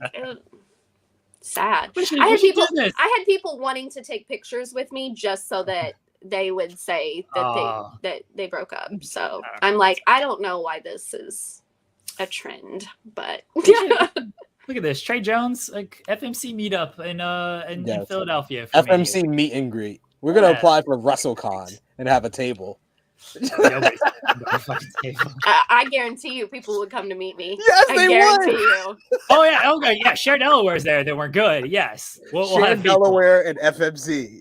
Yeah, I was gonna say everybody's just ignoring SP3 and I. They're like, okay, wait, are you with Fightful? What do you do at Fightful? I just write all the articles. Are you Sean? No, not Sean. I don't even work here. I don't work there either. They'd be like, "Oh, you're the black guy from Wrestle Talk, Seth, right?" Yes, that's me. Same accent, everything. Same thing. That's actually very funny because I had never been to WrestleCon before, obviously, because I'd never been Mania Week. I got a text that I needed to show up for Dax's show early, and somehow became the freaking stage manager.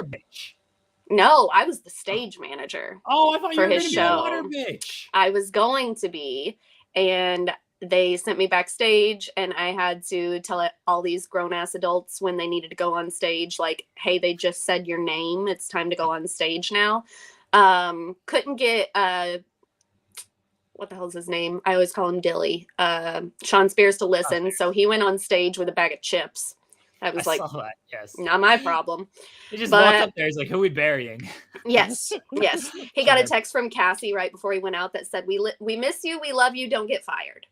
So, but yeah, I did all that, worked that show. And so then the next day I show up to WrestleCon because it's at a hotel. It's not at a convention center. And this hotel was really fucking confusing too. And they had no signs telling you where anything was. Always like, I've been to WrestleCon 3 times. I went to in what was it? Or Florida when it was 33. Mm-hmm.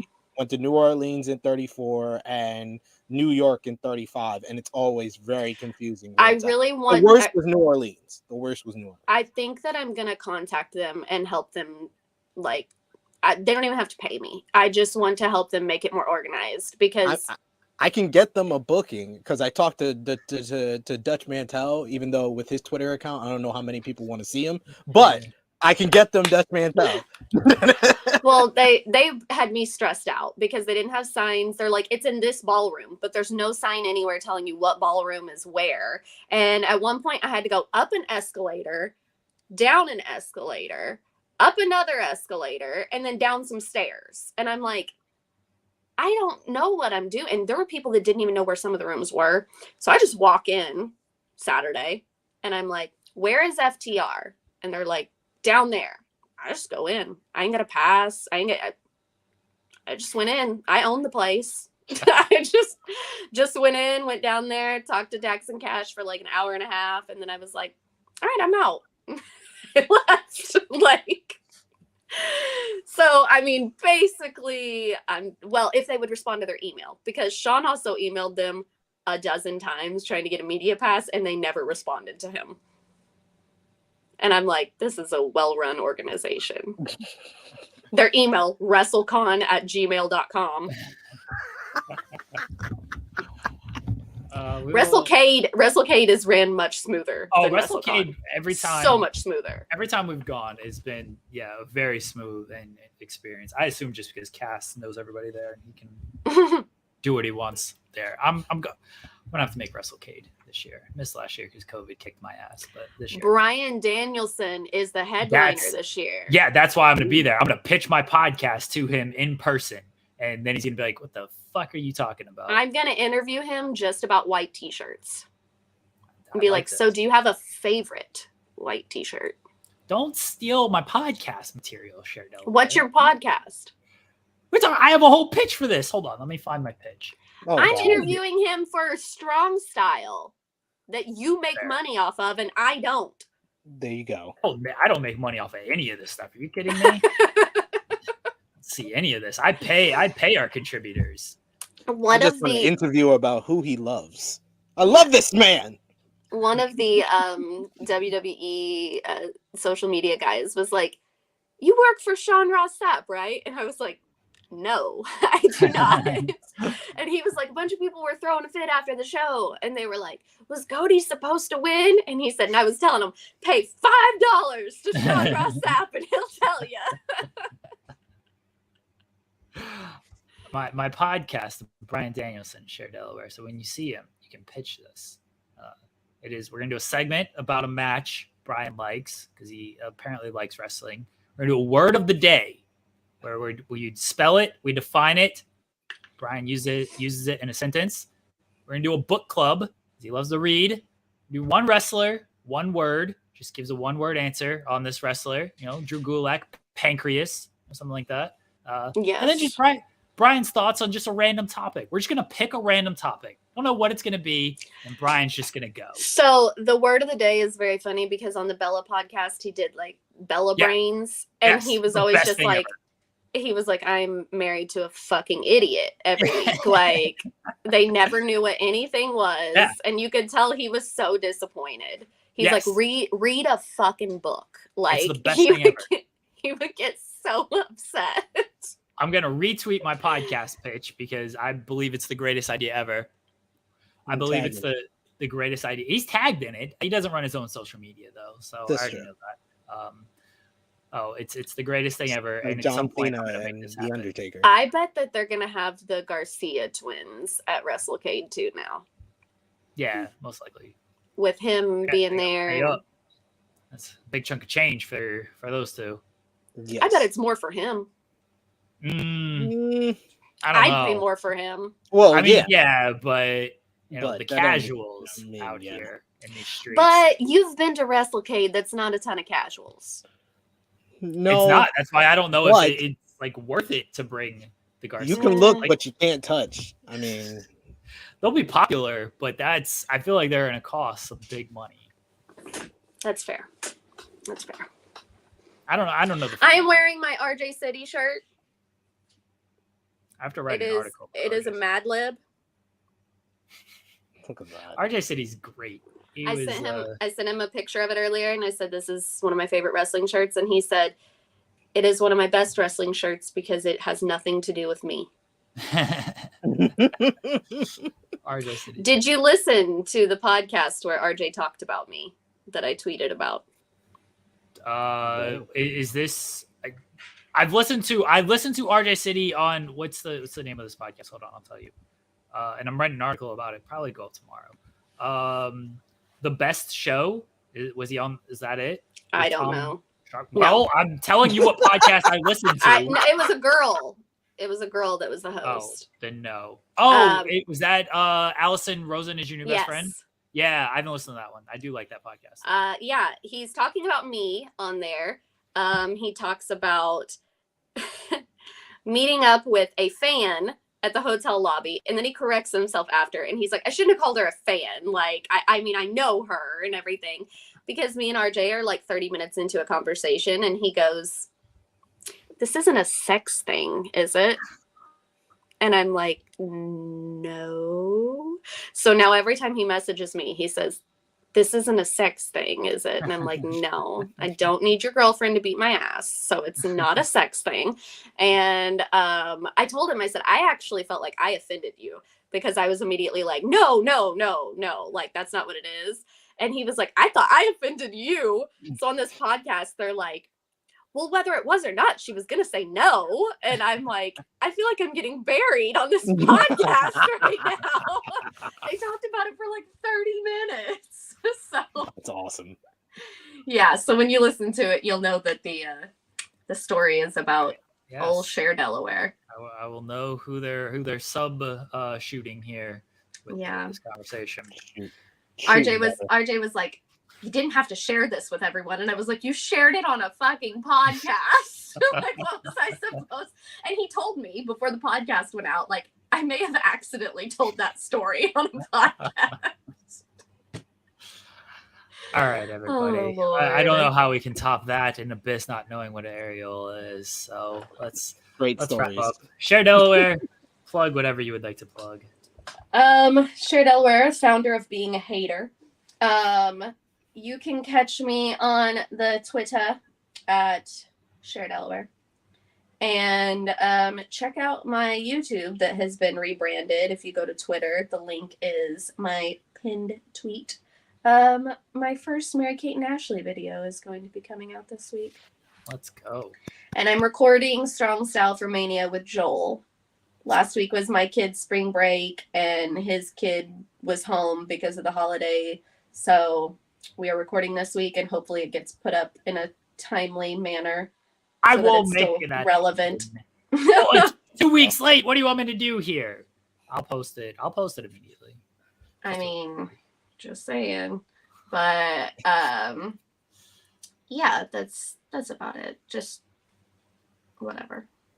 Cher holding a grudge because I posted. What was the last one you did? Revolution? Did you do one for Revolution? No. Rumble. And actually, I was not the one that held the grudge. Sean was like, why is this just now going up? And I said, I don't know. I don't have anything to do with it. I just show up and record it and send the pictures. And he was like, it needs to go up faster. And I'm like, this isn't even your channel. So he didn't tell me this at all, by the way. I held it a day, so it posted in February or whatever instead of March. Like, I just held it a day, so it was in a different pay period. I know. Whatever. Oh, yeah. He didn't say anything to anybody but me. I'm sorry I got you heat for holding. Oh, I don't care. I told him to shut up. So I don't care. See, that's the good thing about not working for Sean. I can be very mean to him and he can't do anything about it. Oh, I'm mean to him as well, because he every single time in our group chat, in our staff chat, he's like, yesterday, he goes, Tom Hannafin re-signed. Like, Impact announced Tom Hannafin re-signed in like a throwaway line and a press release. Here, I'll tell you. I got timestamps for this shit. 4:41 p.m. Impact revealed in a throwaway line in a press release that Tom Hannafin re-signed. Rewind. 4:17. Getting Anthem press release saying Tom Hannafin was a first quarter 2023 signing, essentially saying he was re-signed. So 30 minutes later, Sean says, hey, can someone get this? And I'd already done the article. This is what Sean, literally every day, Sean is like, hey, can someone get this article? And I'm like, Sean, there was one, I forgot what it was. He was like, can someone get this article? I did it 24 hours ago. He was a whole ass day behind when I already did it. So when it comes to time and Sean being like, why was this up a day late or why it needs to go up sooner? Sean has no concept of when things like happen and everything like that. So I don't take any of his threats serious. So I threaten to fight him every time. He's Sean was a good guest last week. Don't say anything bad. I'll bury Sean Ross. He was great last week talking about the real world. I love to bury Sean. It's fun. It is very fun. Kick his ass. Can't wait. She is. I did not even. Okay, so I knew that was happening, but I didn't know it was happening because like I knew it, but I forgot it because I don't listen to half of what he tells me. And he was like, "I'm kind of nervous," and I was like, "About what, you little bitch?" Like, and then he told me, and I was like, "Oh, sorry." But I was like, I forgot. I don't know. Like, if I remembered everything he told me he was going to do, I wouldn't even know what I was supposed to do. So, all right, I'm gonna peel back the curtain really, really far back here, and you may have a similar experience here, Cher Delaware. So everyone knew the sale was coming last week or whatever week it was. It was only last week yet. Yeah, like everyone kind of knew because they put out the report on Sunday before Mania that it was going to happen. So everyone was like, "Oh yeah, it's definitely going to come." So Sean messaged me like Sunday night. He's like, "Hey, if this sale happens, call me and like wake me up and everything." I was like, "Okay." I'm up at 7:00. I knew if it was going to happen, 7:00, that press release is coming out. Saw it. I'm like, sale happened. I called this man about 15 times to wake him up. And then at like 9:30, he's like, I'm awake. I was like, great. I'm glad you're up at 9:30 after this sale was 2.5 hours ago. Like, you told me to call you. What do you want me to do here? When he could have broke the Vince McMahon stepping down news and was fucking watering his lawn. Yeah. Because I knew like 5 minutes before it went up and I was just repeatedly calling him. And then he finally calls me back like 30 minutes later and he's like, fuck. I was literally touching grass. And I'm like, I was so mad. I'm like, I never call you. I finally tried to call you. You didn't freaking answer. And I'm like, you knew I was going to call if this was going to happen. He even said, like, call the wife and everything. So I'm calling her as well. Like, you knew I was going to call if this was going to happen. Leave your phone on or something. Yeah. All right, everybody. Anything else you want to plug, Cher Delaware? No. Follow True Heel SP3 and Jeremy Lambert 88. Don't follow me on Twitter. Please follow Jeremy on Twitter. Please follow Jeremy. And then get upset at everything he says. Yes. I'm a troll on Twitter. I agree with this message. Don't follow me on Twitter. SP3, plug your stuff, please. Follow me on the Twitter machine at TrueHillSP3. Go to the channel, True Hill Heat YouTube channel. Got a new interview going up with Steve Macklin ahead of Impact Rebellion. So that'll be up on the channel sometime this week. Check out my Sakura Genesis review from yesterday with Sanal and J News. That was good. There you go. Everyone stay tuned to Fightful Overbooked because Strong Style will be posted immediately. I don't even care if we're live on the air. We're just gonna run Strong and Cher, Style. we gotta do our One Tree Hill tier list next week. Yes. I am clear now. I don't have spring break or mania. I'm not going anywhere until Double or Nothing. We're good. We're gonna run that immediately as well. Just everything. We're just gonna run everything at 3 a.m. whenever it gets exactly. set up. I would just like to say, all I have to do is take me and my peace of mind. I can't sing because I can't move my mouth. What I gotta do and what I'm supposed to be. I don't want to be anything other than me. I would just like to say I expect the May 2nd episode of FMC to be fully dedicated to me as I turn 30 the day before. Maybe. We'll I will send balloons with my face on them to you too. And the May 16th episode dedicated to me because that's 2 days before my birthday. Sounds good. We got a while till your birthday, bro. I don't know what to tell you. Yeah, I know. Mine's not till September. This show's gonna be on ESPN by September, so it'll be fine. Yeah. Right. Be good. We'll be good. All right. We got new stuff on Fightful Overbooked. We have a new episode of Bread Club coming out tomorrow. You know, even though it was sent last night, we don't post it for a couple of days. I'm sorry, Sean Ross Sapp.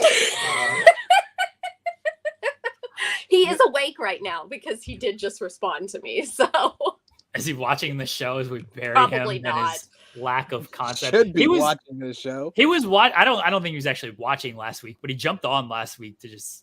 He was so burnt out on wrestling. He's like, yeah, let me talk about sports with these idiots. And then I asked him about his reality television. And he reminded me of Steven.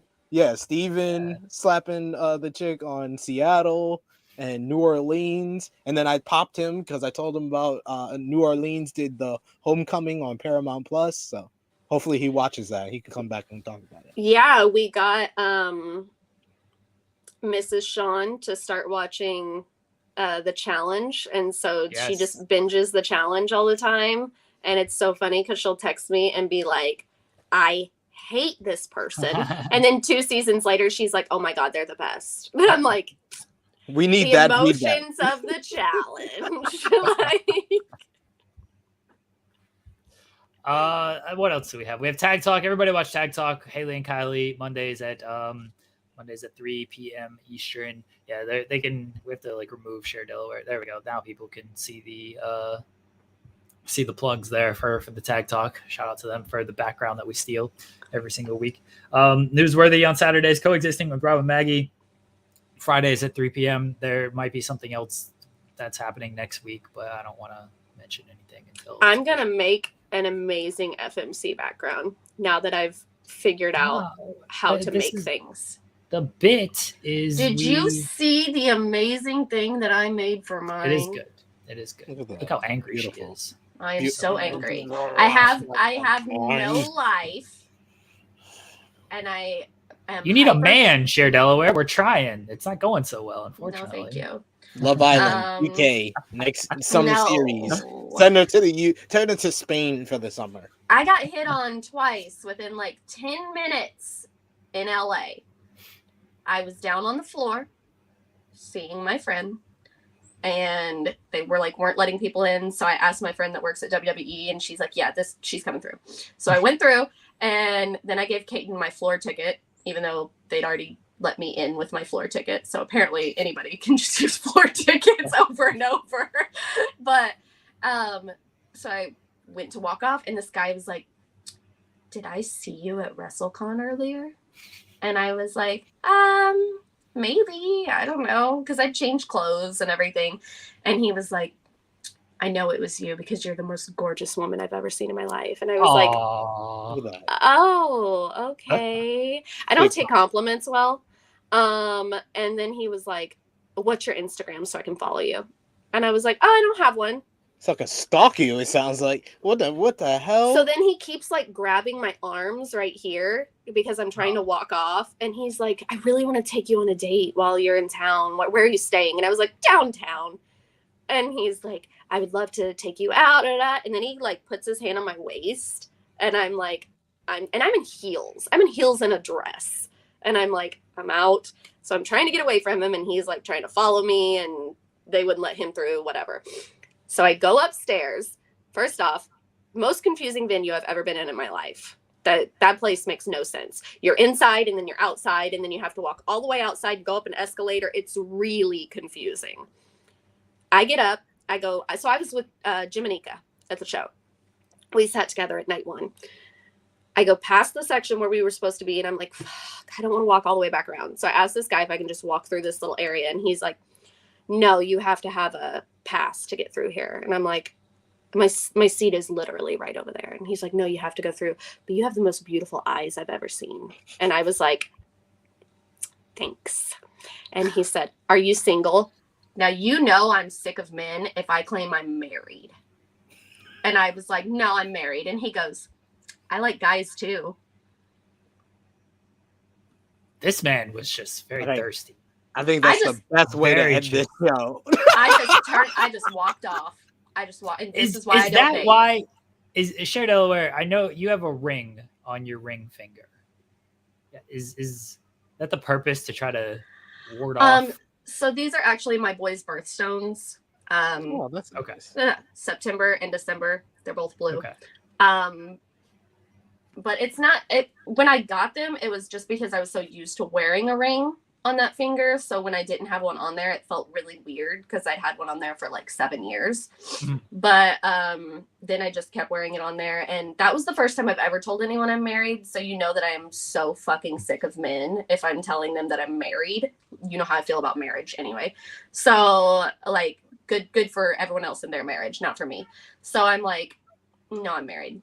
And I was like, well, at least I had that there to cover my ass. But he didn't care because he likes men too. He likes men as well, you know? I just walked off. I didn't even have a response for that. I just walked off. Oh boy. Well, I'm sorry, Cher Delaware. I'm sorry. All right, everybody. Let's get out of here, I guess. Bye. I don't know how to end that. Bye, everybody.